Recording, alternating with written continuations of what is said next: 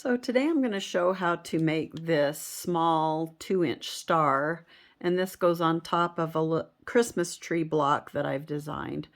And in order to keep it straight, I thought the best method would be a paper piecing method.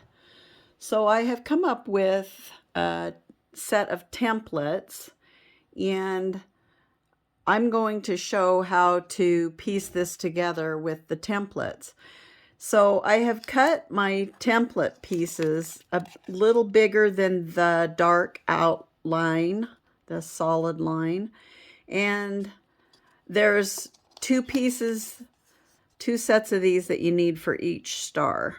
And so I then cut pieces of white background, or one piece in the point down here needs a green and the others need white. So I've cut those pieces at 1.5 inches by 2. And what I'm going to do on the large template, then I'm going to center it, and I'm going to just put a pin in it to hold it in place until the first color is added onto this. And I like to do all my pieces and get an assembly line going. And so I've got this going here. So the first color we're going to add on is going to be the red, and I've cut those 1.5 inches by 2. And if you've done any paper piecing, so on the green pieces, any colored pieces, the first piece goes to the outside, and you always want your paper with the lines because you're going to sew on those. You want those showing. And then the first piece I'm going to add, it goes towards the middle. So I'm going to sew this line. It's going to extend just about 1/4 inch beyond and line it up, and then we're going to sew. And what I do is I also take my stitch length down. When you're paper piecing so that the papers tear, you want to take your stitch length down. And you're going to follow that first dash line and sew. And then I like to reverse so it's not going to pull that seam out. And then I just line up my pieces like that, and then in assembly line fashion, we're going to sew them.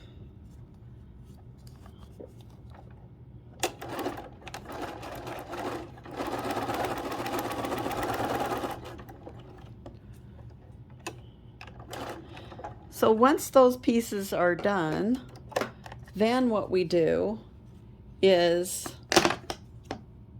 you can pull that pin out, and then we're going to fold back on the line you just sewed, and fold that back, and then we're going to trim 1/4 inch along that edge. So once those are sewn, then you just fold this back, and this shows where I have folded it back and cut 1/4 inch away from that. And then you can press that out like that. Either finger press it or take it to the iron. And the other thing, as a reminder, the first piece you place against that, if it's a colored piece, the first piece you place against the paper is the right side is facing out. All other pieces must be facing against that piece, right sides together. And make sure you don't flip this out first and then think you can cut, or you'll cut the piece off that you need. So make sure you fold the paper first after you've sewn the seams, trim to 1/4 inch, then fold that color to the outside. And then now it's ready to add your next piece. So what I'm going to do is right sides together again. This is the line we're sewing. So this is going to extend about 1/4 inch beyond that line, and you can just see that there. And then just sew on those lines, and I just line them up and keep sewing and press that. Add your next piece.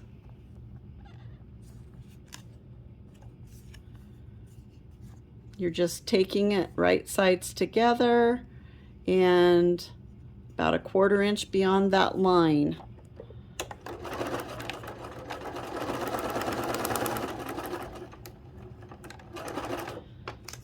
So this piece here, we still have to add some white out here.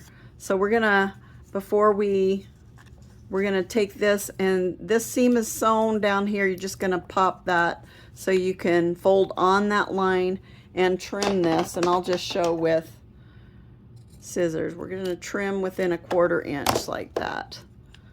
Then press that out. And on this piece, then we're ready to add the white corners.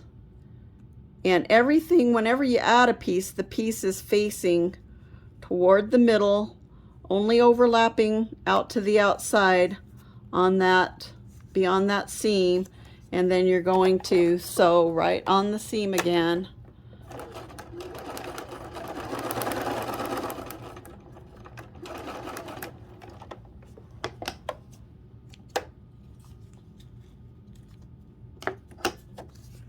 And then we're going to take and press that paper back. Trim that within a 1/4 inch. And then this is ready to press to the outside.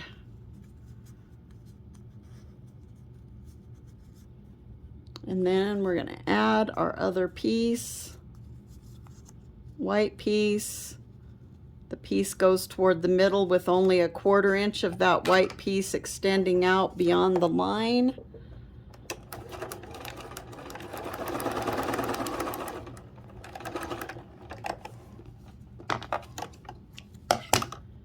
Take and peel this back. Trim to a 1/4 inch, and then press that white out. So this piece is done, and all we have left to do is you're going to take it to the iron and press, and then rotary cut around that solid line. So once you have trimmed around the solid line, this is what it will look like. And this is when you just pull those pieces off, and this is why the changing your seam stitch length to a shorter length, it really does allow those pieces to peel off better. And you just peel them right off the back, and then they're ready to assemble the star block. So on the star block, the center part on this block is 1.5 inches by 1.5 inches square. And we will first add these 2 side pieces, and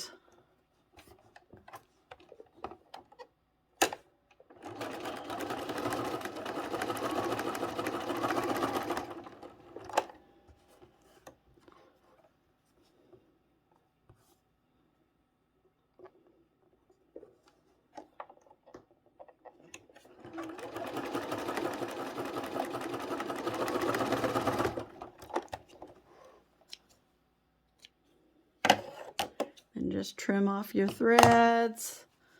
And if you want, you can go over to the iron and press that, and I like to press those seams to the inside.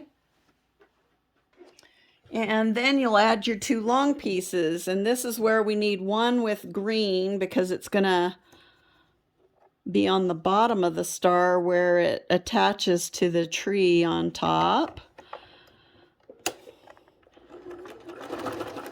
And I like to sew from this side so I can see right where those seams cross, and that's where I want my needle to just be about a needle's width away from where that is. And we're going to get the other set of star legs on there.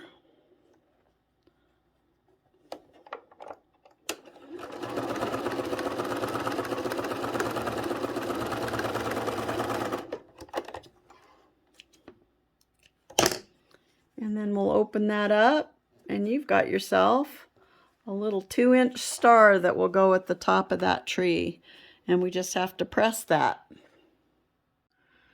This is the star after it's pressed, and I just think this turns out so much better than trying to do it without the paper piecing, because the paper piecing allows that to stay really straight and keep your seams even. And it seems like when I try and do tiny pieces like this, I really struggle to get them even.